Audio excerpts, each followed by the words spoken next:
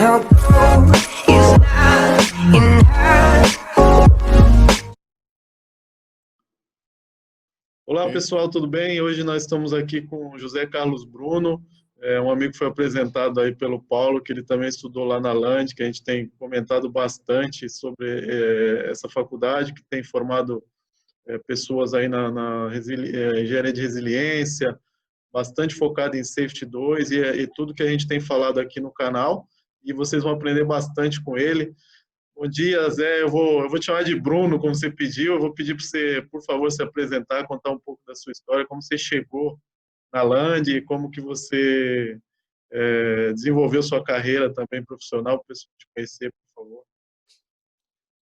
Beleza. Bom dia, Hugo.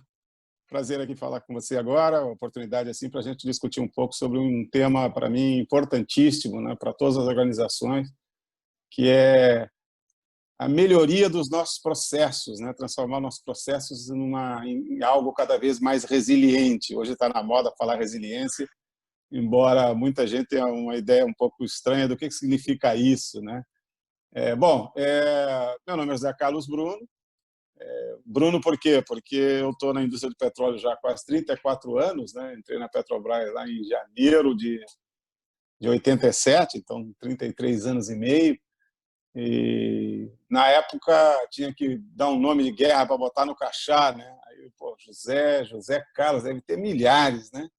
Aí, bota Bruno, que não tem quase nenhum Bruno. Botei Bruno. Pô, depois de 87 para cá, todo mundo começou a batizar os filhos de Bruno, né? Então agora Bruno e Zé seria a mesma coisa, mas como todo mundo me conhece por Bruno, então Bruno ficou. Por isso que é Bruno.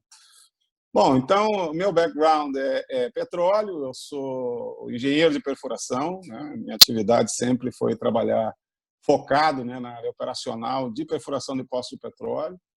Talvez a atividade, assim, do ponto de vista de segurança e complexidade, a mais crítica da indústria de petróleo, ou pelo menos uma das mais críticas da indústria do petróleo, e portanto, uma das atividades mais críticas na indústria em geral, né, relacionado à segurança operacional, segurança individual e a importância da resiliência para lidar com a complexidade desses sistemas, né? Bom, trabalhei há vários anos no Brasil, né, alcancei posições executivas na companhia que eu trabalho até rapidamente, trabalhei muitos anos como gerente, como Head of Operations, tanto no Brasil e depois fui para o exterior. Fiquei 11 anos trabalhando no exterior. Desses 11 anos, morei 7 anos. 7 anos, quase 7 anos, morei fora.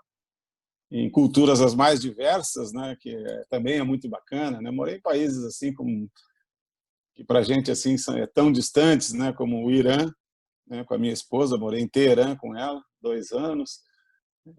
Morei na Nigéria também 2 anos, em Lagos.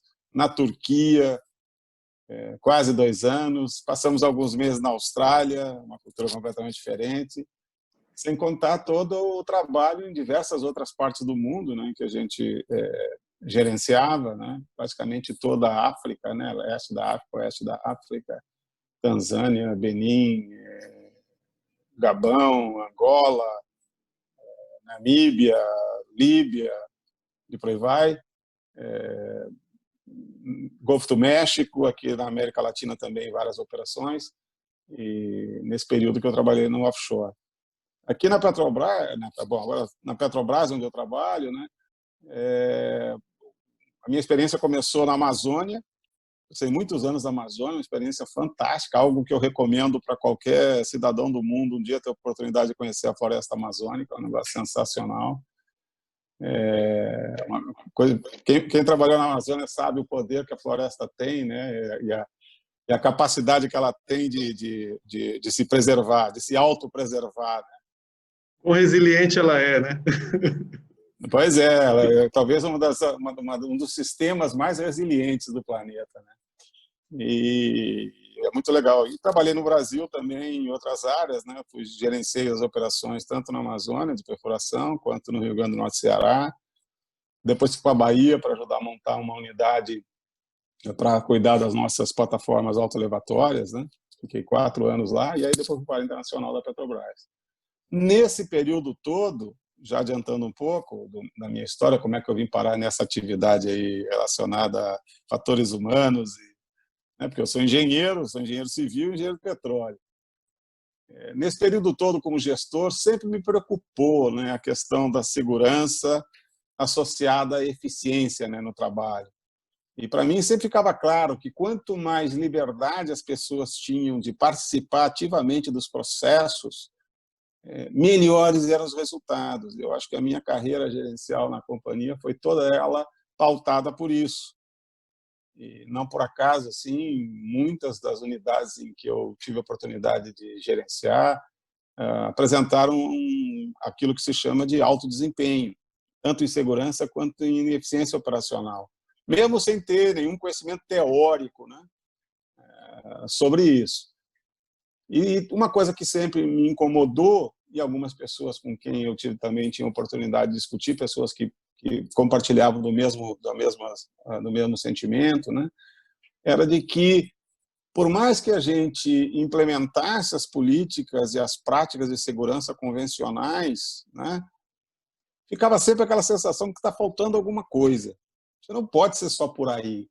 As pessoas são muito mais ricas do que o que a gente imagina que elas sejam. Então, assim, eu vou controlar as pessoas e dizer o que elas têm que fazer, eu não sei nada. Tem milhares e milhares de pessoas na linha de frente que sabem muito mais do que eu, sabem muito mais do que os gestores. Então, a gente vai dizer para eles como fazer. Eles têm não só o direito, eles têm o dever de experimentar, de aprender e o direito de errar. E aí aprender mais. O que a gente observou, isso aí empiricamente, é de que as pessoas, por incrível que pareça, apesar da importância que elas têm para os nossos sistemas, elas não tinham o direito de errar.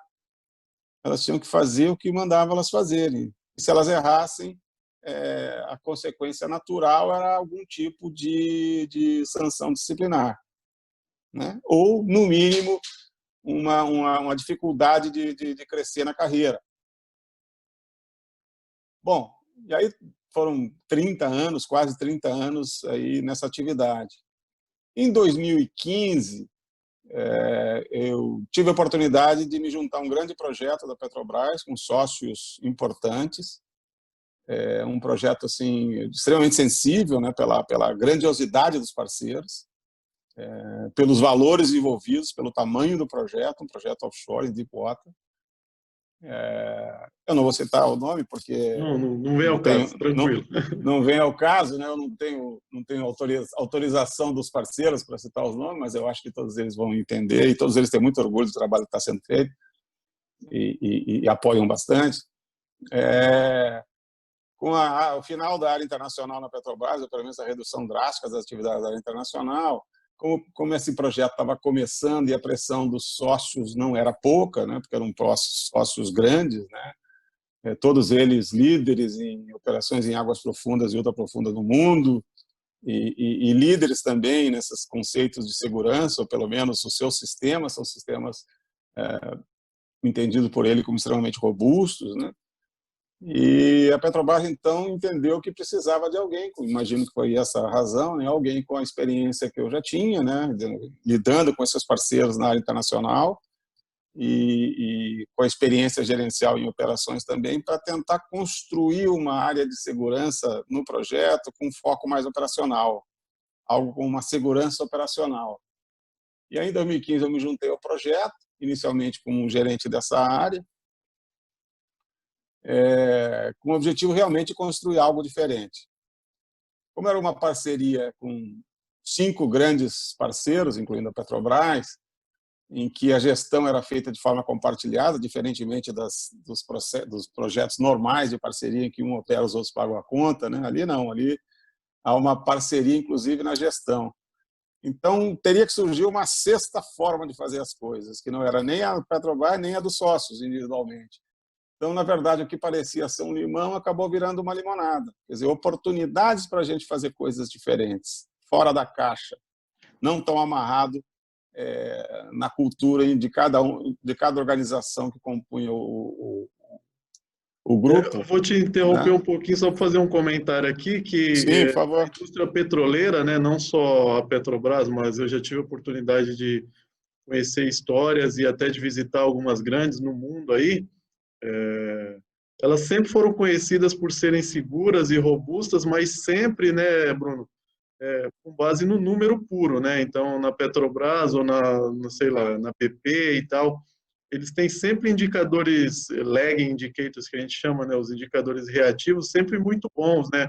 Número baixo de incidentes, número baixo de afastamento e tudo mais, mas tem muito a ver com o pessoal não trabalhar com medo, ou não reportar, ou acontecer coisa desse tipo aí, que acaba a pessoa entregando o que você pede para ele, né? Eu quero zero incidente. E o cara faz o que for preciso para te entregar aquilo, mas como você falou, não evolui, né? Chega num platô e aí estabiliza, e aí você precisa dessa sexta via, né? Desse algo novo para continuar a melhorar, né?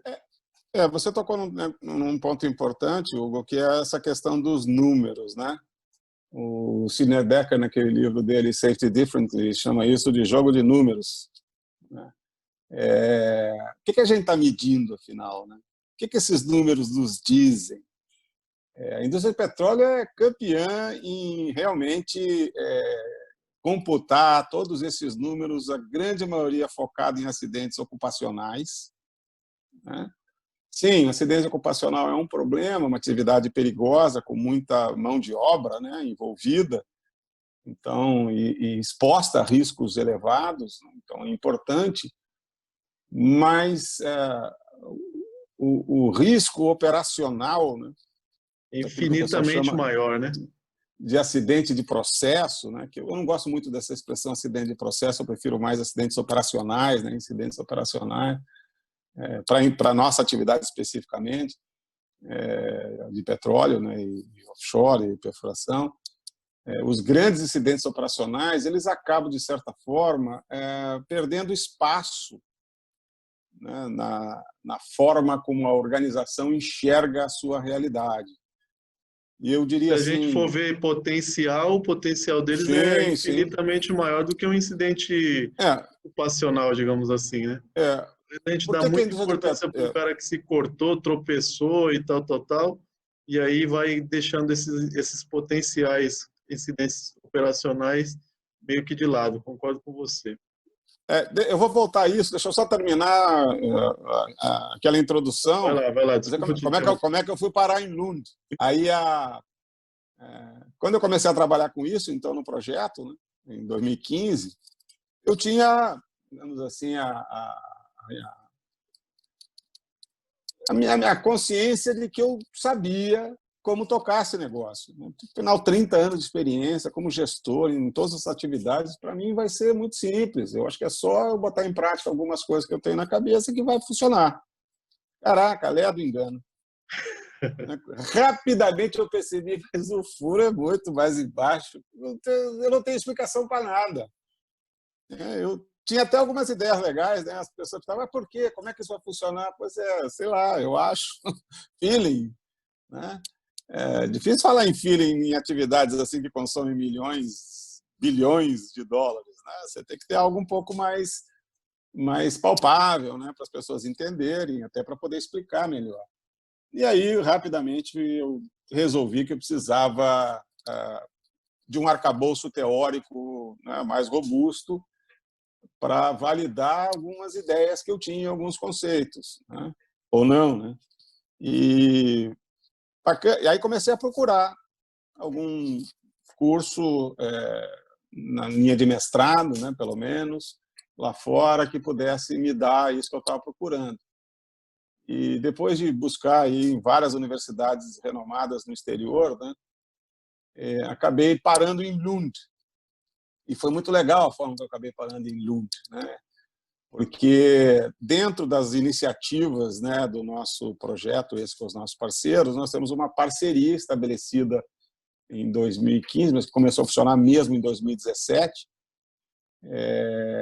de uma pesquisa, na área de fatores humanos e engenharia de resiliência para operações em águas profundas e ultraprofundas com a PUC do Rio Grande do Sul, né?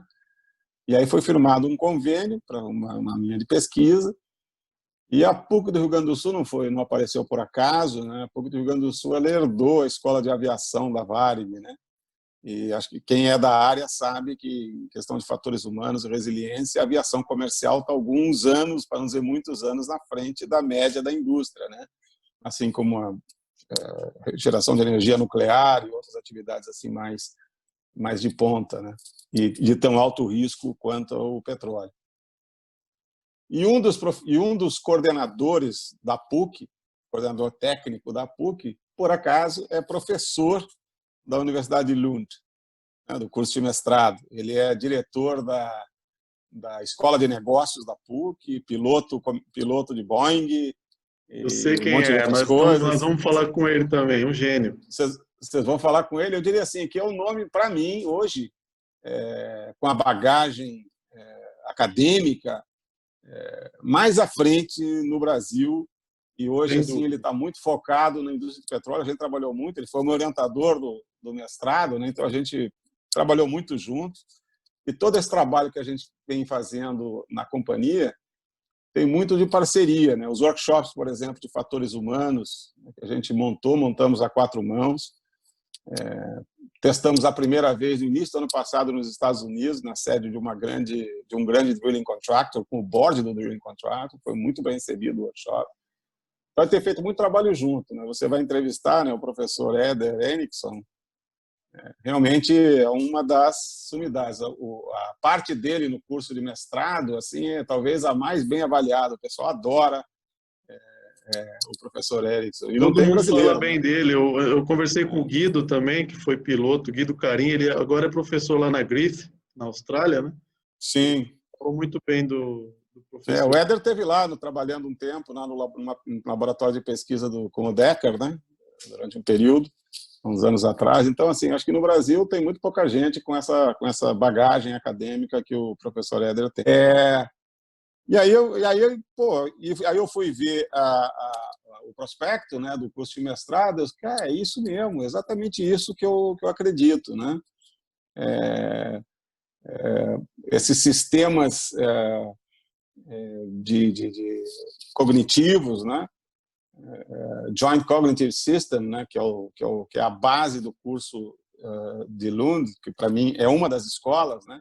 Tem uma outra escola cognitiva também, mas é de psicologia cognitiva, né? Sim. O nome mais influente no início lá era o James Reason, né? Professor Reason, que desenhou aquele conceito lá do queijo Queijo suíço, né? suíço, né? O famoso queijo E suíço. como ele é psicólogo, a escola dele é muito focada na psicologia cognitiva. Por exemplo, em você identificar as causas do erro humano, né, para tentar bloquear. Na Joint Cognitive System, que é da Universidade de Lund, não interessa as causas do erro humano. Você não precisa saber por que ele errou. Você só tem que saber que o ser humano vai errar. Ponto. E aí montar Criar um sistemas sistema robustos para suportar, né? para suportar isso. Porque não adianta você imaginar que você vai ter um sistema em que as pessoas não erram mais. Se você imaginar que vai conseguir controlar as pessoas para que elas não errem, nós vamos matar gente, continuar matando gente, continuar tendo os acidentes gravíssimos. Porque o ser humano erra. O melhor empregado que você tiver, o mais comprometido, mais experiente, mais bem treinado, vai cometer erros. E erros numa indústria de alto risco, altamente perigosa, por menor que sejam, pode levar a catástrofes. Sim. Então, você imagina montar todo um sistema de gestão de segurança, como é o sistema de gestão de segurança da maioria das empresas da indústria de petróleo, que se baseia em controlar o comportamento das pessoas, ou isso nos behavior based, ou outras empresas usam aqueles conceitos de hearts and minds, né, conquistar o coração e as mentes das pessoas para que elas sejam pessoas melhores. Não adianta, você trabalhar o indivíduo, não adianta para nada.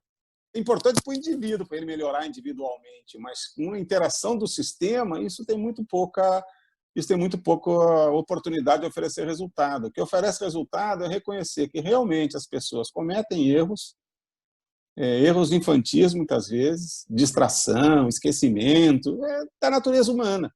Então, como é que você pode montar o teu sistema para que ele possa lidar com isso?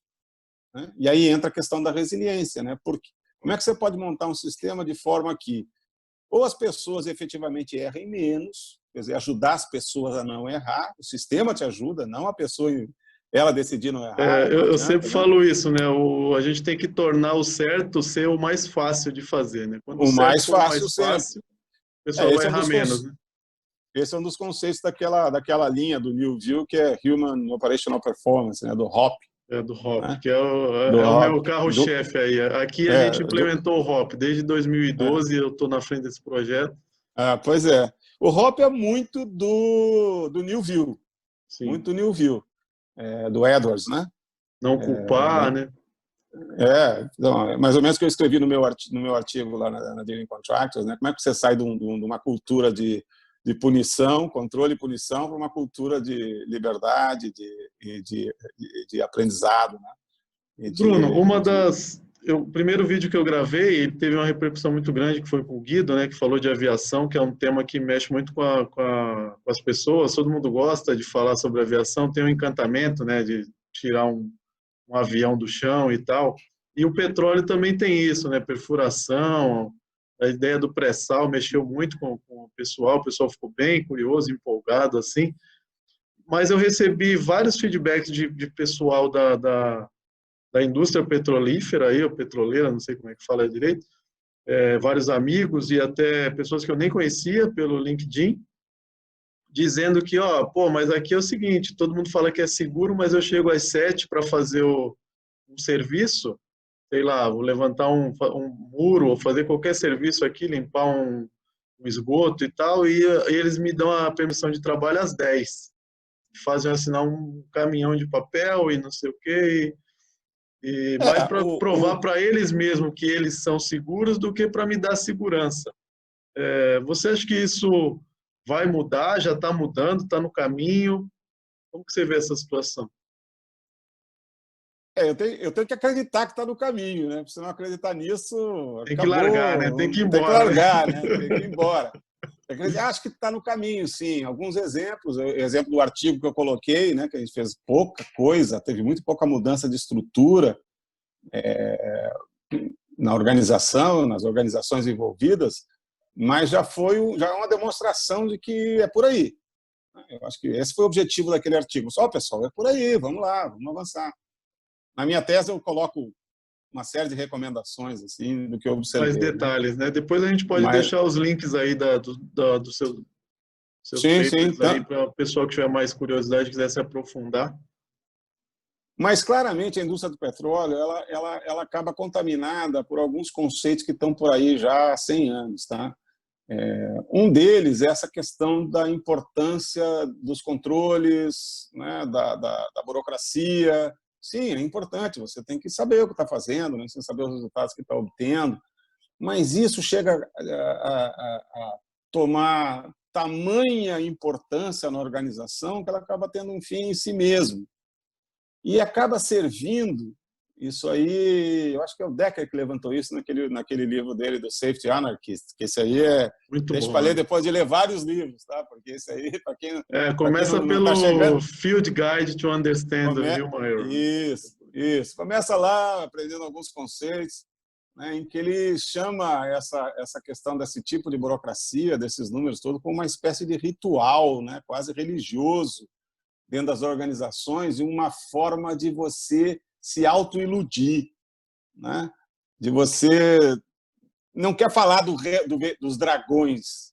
Então, quando você tem números que mostram assim, o TFCA, eu não sei, o Lost Time Incident está próximo de 0, não sei o que, está controlado, te dá uma falsa sensação de conforto para você poder dormir de noite, principalmente para os gestores. Os gestores, se ouvirem isso, não vão gostar muito. Mas não é culpa deles, tá? Isso é uma coisa que é natural, né?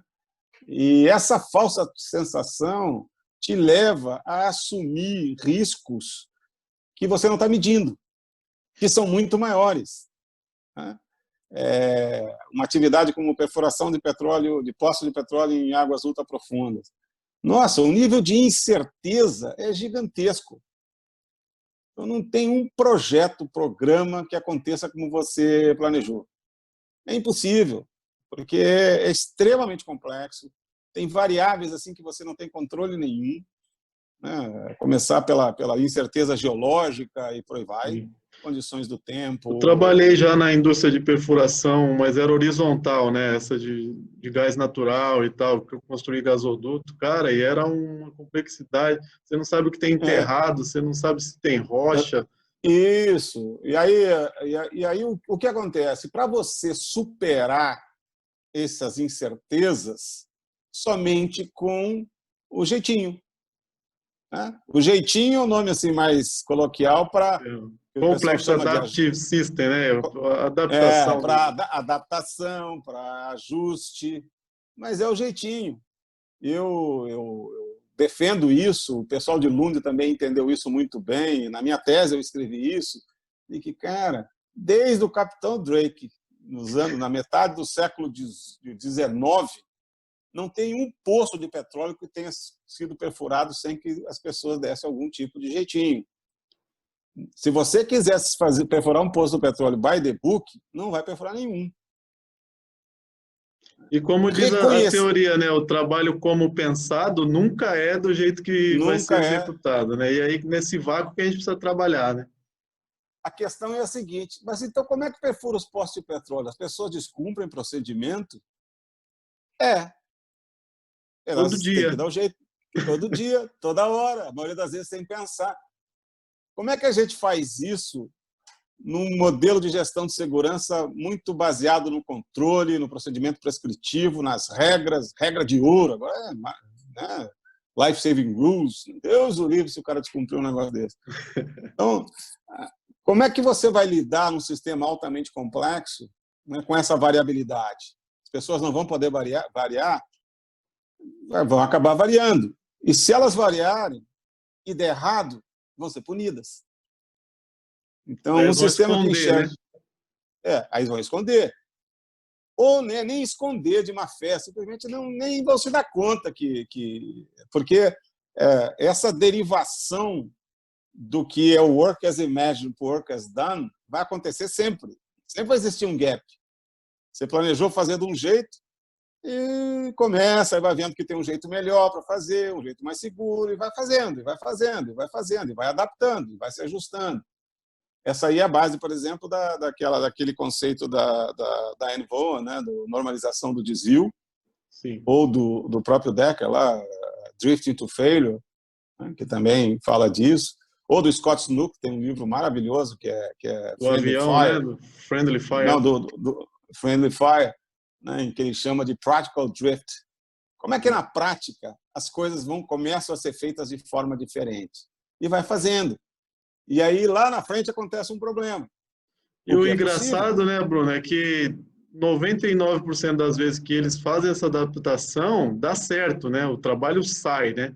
E Isso. Então, aí, o que a empresa não pode fazer é tapar os olhos, né? Tem que aprender com o desvio que deu certo, né? Isso que o Safety 2 esse é o apregoa Safety muito, né? 2. Toda vez que o cara variou e deu certo, você teve uma chance de aprender e revisar a linha a Então, black line, que nem diz no Hop.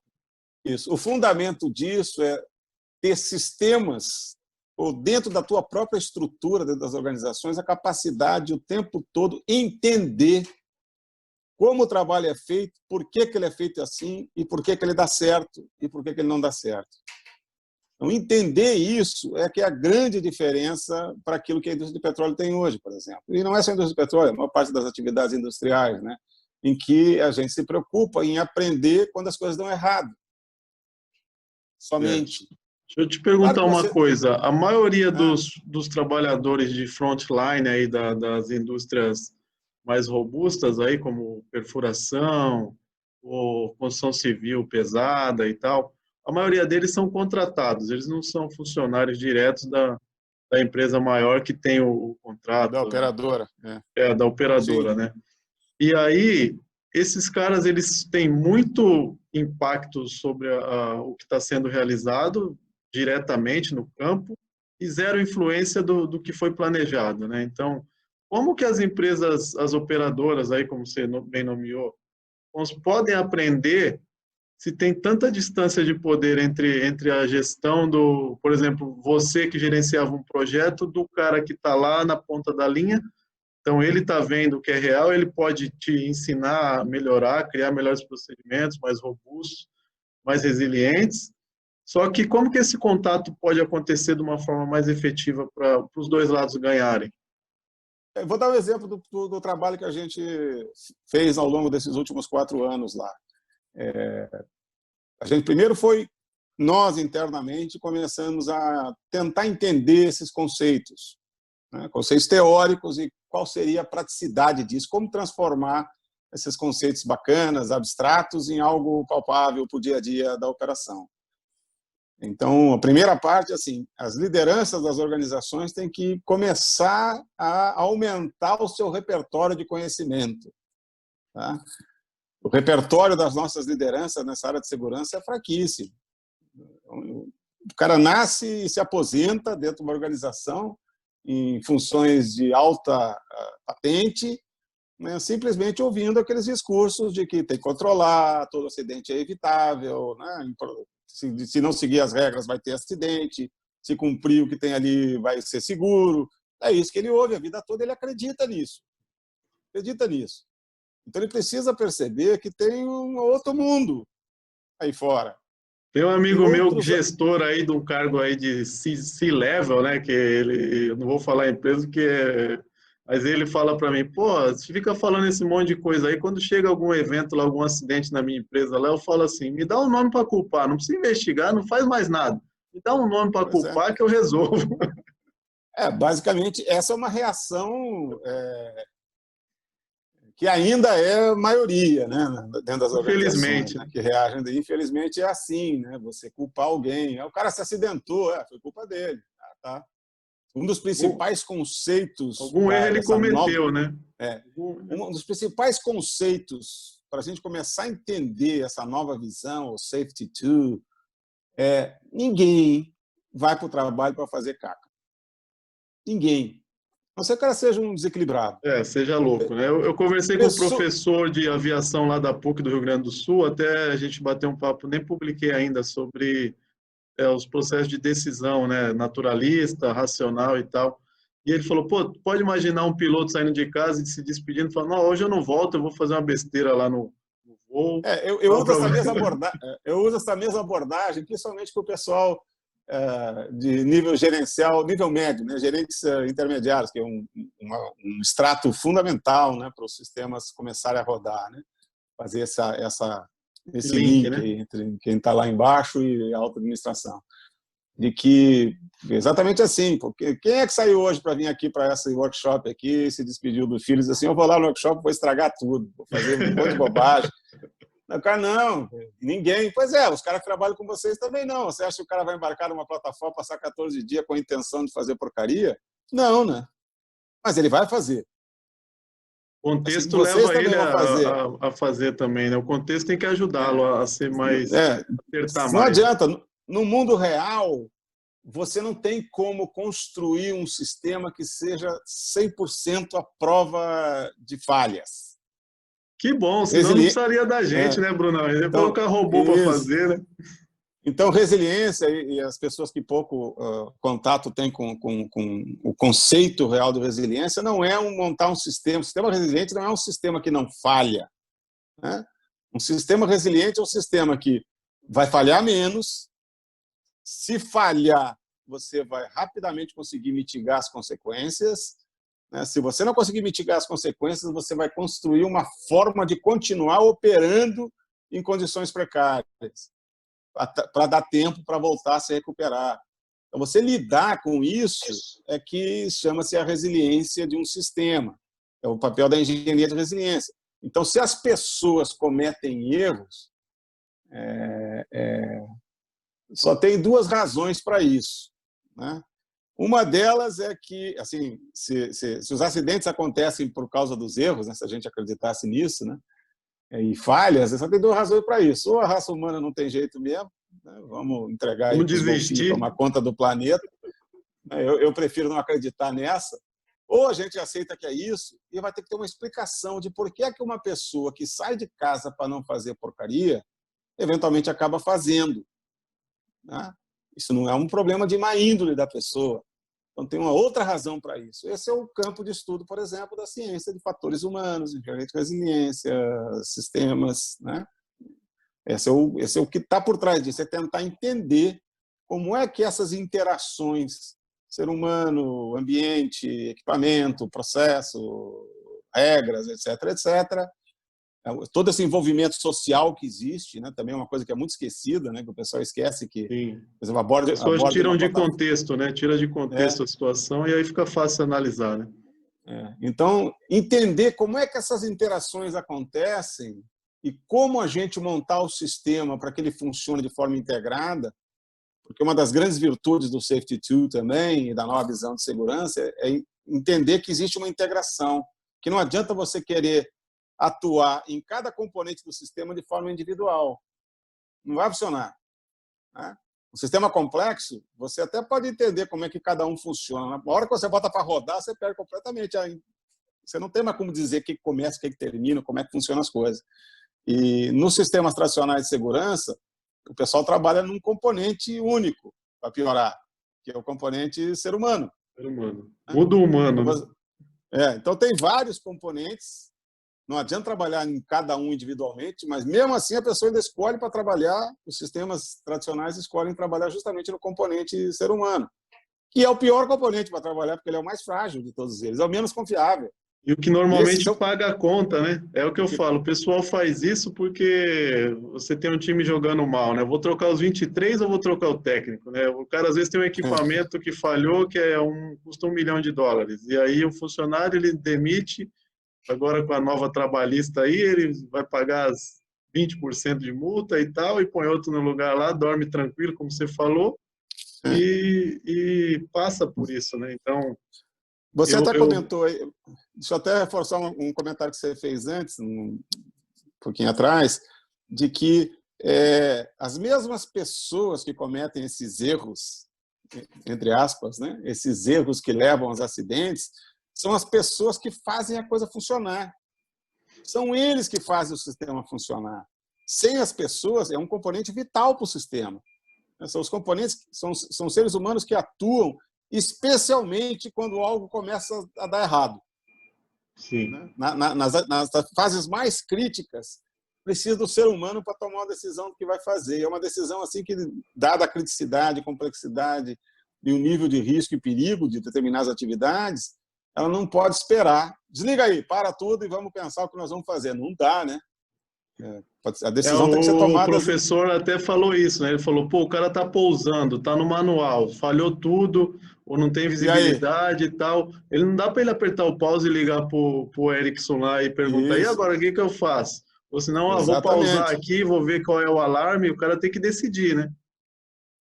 Então, e essa decisão é que leva as coisas a funcionarem. Como a gente não se preocupa nas nossas organizações em geral em tentar entender por que as coisas estão funcionando, nós nunca vamos ter preparado para quando alguma coisa der errado. Sim. Eu vou dar um exemplo que eu tive outro dia num workshop que eu conduzi com o pessoal da empresa, numa área que não é a minha, né, uma área de submarina, né, atividade submarina, em que aconteceu um acidente fatal. Tinha acontecido um acidente fatal um pouco antes do workshop, acho que foi em março o workshop, ou fevereiro, antes do vírus, da história do vírus aí. E aí um dos participantes contou uma história que é muito legal, né? Para tentar que ele estava agora eu estou entendendo esse negócio aí do Safety 2 ou coisa parecida. O cara que morreu, né, morreu pela mesma causa de um incidente igualzinho que eu sei que aconteceu 6 meses atrás. Mas como não aconteceu nada, né, ninguém nem ficou sabendo. A não ser assim, né, nas entrelinhas ali, o cara que está mais próximo, que era o caso desse cara que falou comigo, né, e assim, aconteceu a mesma coisa, e de novo o cara fez isso. Né? Então, se você... E deu certo a outra vez. Quando dá certo, maravilhoso, não preciso me preocupar com isso. Chancela, Não, né? É uma chancela. Você precisa entender o que é que o que é que te leva com mais facilidade ao sucesso e o que é que pode te levar com mais facilidade ao insucesso, né?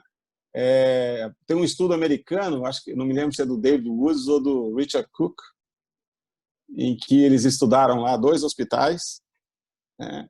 Um tinha uma quantidade enorme de incidentes indesejáveis e o outro não.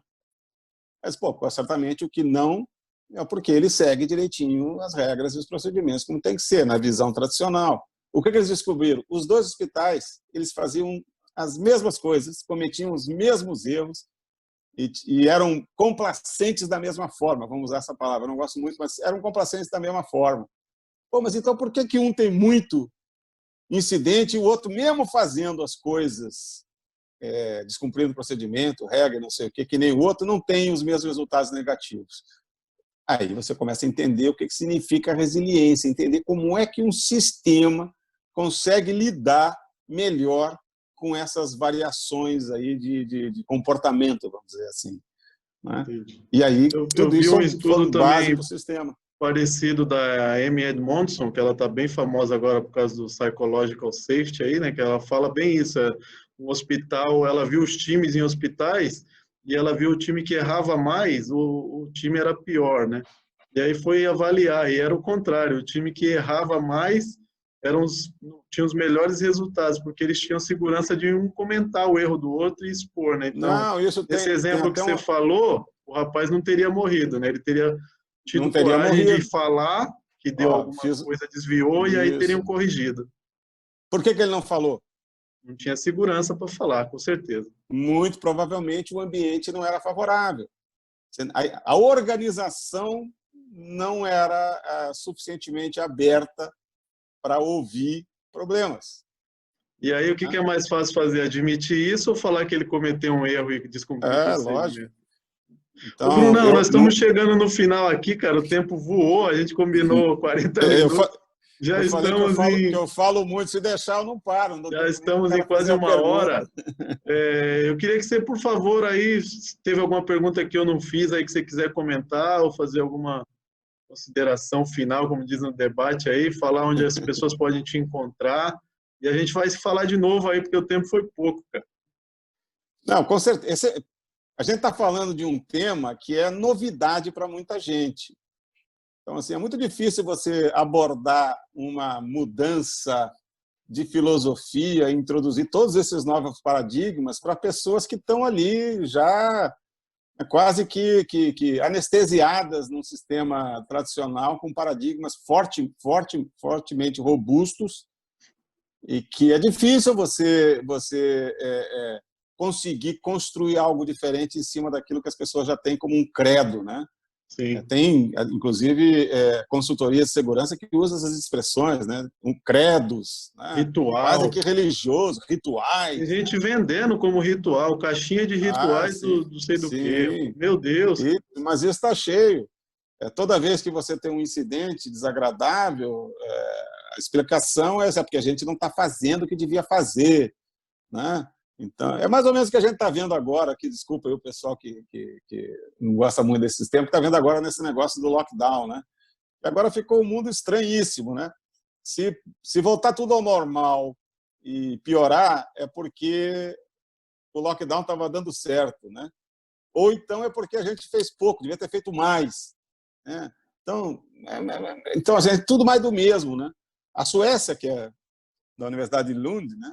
Usou o conceito sueco tradicional, que é o mesmo da universidade lá. Deixa as pessoas decidirem o que é melhor para elas. Elas naturalmente vão encontrar um caminho, né? Que é basicamente, para encerrar, né, o que eu gostaria de comentar em relação àquele meu artigo, é que, como é que a gente começa a fazer as coisas? Como é que a gente introduz, como você perguntou aí, as contratadas, né? Os caras não têm participação. Bom, primeiro, você tem que começar a construir espaço para as pessoas participarem. Como fazer isso? Cada um vai encontrar ali a sua não tem receita, realidade, né? O seu caminho. Não tem Vou receita. até fazer um comentário aqui. Eu trabalhei como contratado numa empresa grande, não foi da área do petróleo, não foi a Petrobras, para quem está achando que foi, né? Mas eu parecia um leproso, cara. Quando eu chegava lá, tipo, eu não podia nada, comia num lugar separado, não podia andar na frente do carro. E aí eu ficava pensando, pô, quando eu estiver do lado de lá, eu vou mudar isso daí, cara. Eu vou Quer falar ver do uma coisa assim? porque gente é gente, né?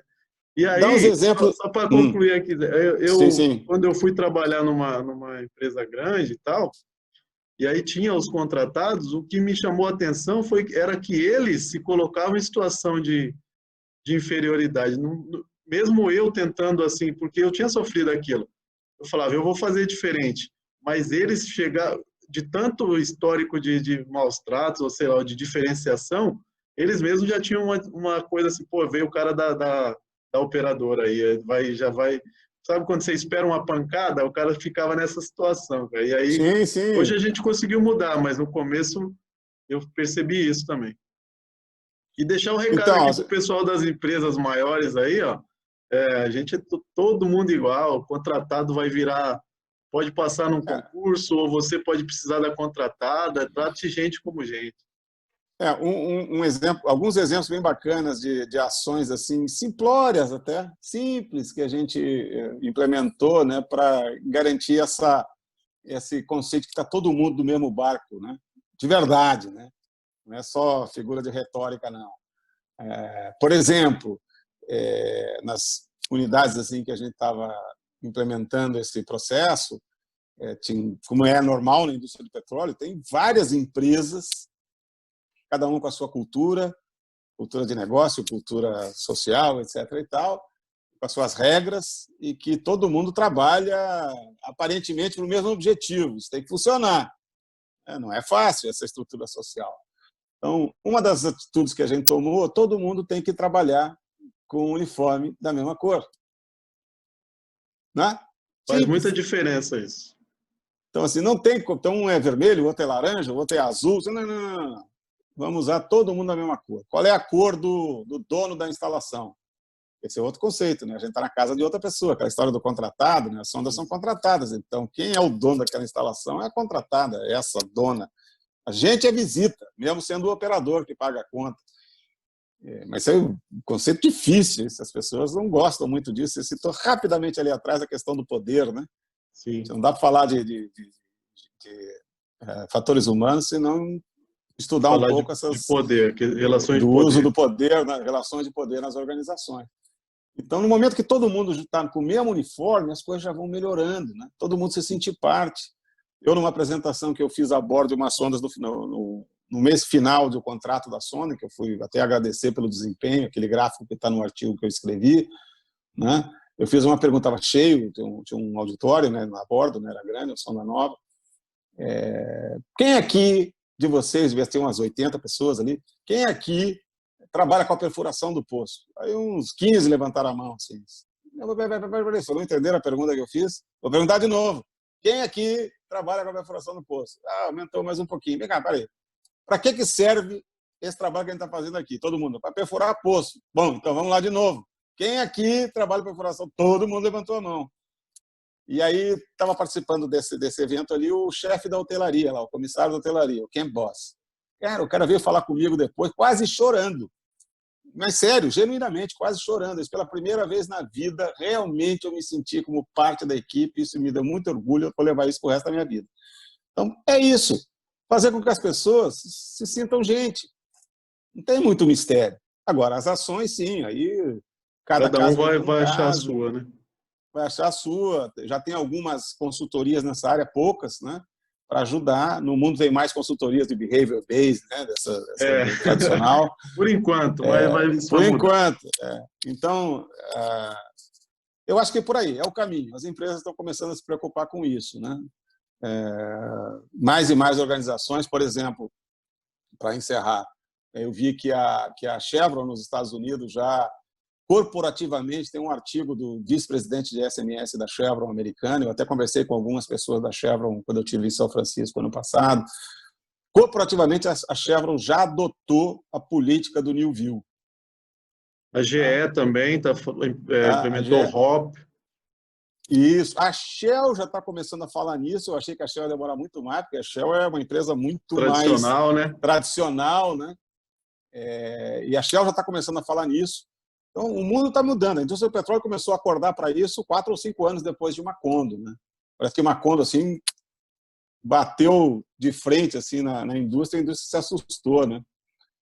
E ficou meio que hipnotizada durante 3, 4 anos para se recuperar do tombo. E aí, de 2015, 14, 15 para cá, nos últimos 3, 4, 5 anos, as coisas começaram a acontecer e as mudanças estruturais que Macondo não trouxe, que não mudou nada depois de Macondo, continuou fazendo a mesma coisa, aqueles números, Mais ou aqueles menos o gráficos. H1N1, né? Se a gente tivesse dado a importância para o H1N1, não estaríamos nessa situação. Então, se a indústria do petróleo tivesse dado a importância e buscado extrair o maior aprendizado possível em termos estruturais de Macondo, assim como a aviação tomou de alguns acidentes graves do passado, como Tenerife e outros, e a indústria de energia nuclear, de Chernobyl, e antes Chernobyl, de Three Mile Island, nos Estados Unidos, os caras aprenderam muito e perceberam que precisava mudar a estrutura, né? E eles mudaram realmente. Só para terminar, eu não sei quantas pessoas que assistem isso são realmente da área de segurança, né? Um exemplo clássico de como a indústria ainda não estruturalmente se organizou para fazer valer o que ela fala, de que segurança é em primeiro lugar. Duvido um gerente de SMS de uma empresa ganhar o mesmo que um gerente de operações. Duvido. Vamos deixar essa pergunta no ar aí. Vamos deixar. Quantos aí ganham a mesma coisa? Para saber se realmente qual o valor que a organização dá para isso. Quão fácil você consegue o recurso que você precisa na área de segurança em relação ao recurso que alguém da operação, da produção tem à disposição para entregar o que se espera dele. Então, vamos começar a mexer nas organizações de verdade, na estrutura, e não ficar só no discurso, que é muito legal, mas é apenas uma expressão de um desejo legítimo, mas não passa disso. Zé, beleza? Muito obrigado. Você criou polêmica aí, eu vou deixar essa pergunta lá na hora que postar e aí eu te dou o feedback depois. Um grande abraço. Legal, um abraço. Obrigado.